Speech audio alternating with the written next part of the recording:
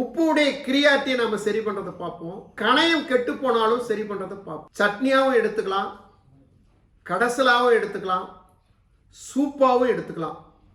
இதை நம்ம எந்த வடிவில் வேணா நாம இந்த மூக்கிரட்டை பொறுத்த அளவுக்கு எடுத்துக்கிறது ரொம்ப சிறப்பு. மெயினான விஷயம் நுரையீரலை பாதுகாக்கக்கூடிய விஷயம், கிட்னியை பாதுகாக்கக்கூடிய விஷயம், உப்புடைய அளவை குறைக்கக்கூடிய ஆற்றல் இதுக்கு உண்டு. நான் சொல்லக்கூடியது நேச்சுரல் பிளான்ட், நேச்சுரலா எடுத்துக்கிறது. குறிப்பிட்ட நாள்ல கணையத்தை சரி பண்றது, கொஞ்சம் கொஞ்சமா செயல்பாடு போனதற்கிற திரும்பி கொண்டுட்டு வரலாம். போகிறதுக்கு முன்னே இதை எடுத்துட்டீங்கன்னா கணையத்தை சரி பண்ணலாம். இதை வருமுன் பாதுகாக்கலாம்னு சொல்றேங்க. நிறைய இருக்குங்க, கொட்டி கிடக்குது நம்ம நாட்டில். நிறைய இந்த மூலிகள் நிறைய எடுக்குது. இதை உணவே மருந்துன்னு எடுங்க. நீங்க சந்தோஷமா இருந்தா போதும். 50% உங்களுக்கு தெரியாத மாத்திரை மருந்து இல்லாம நம்ம நோய் சீக்கிரமா போய் மீதி 50% தான் இருக்கும். அந்த 50% சால்வ் பண்ணலாம்.